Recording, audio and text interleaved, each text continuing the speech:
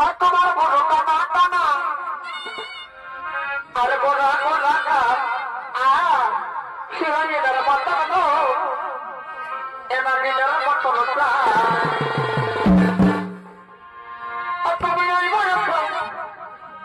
এবার দেখছে না এই বাচ্চা করা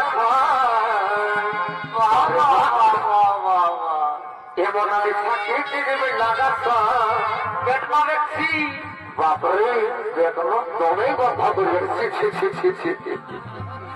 এমন আমি ফাঁকি দিবে লাগাচ্ছ আর বেরিয়ে আমাদের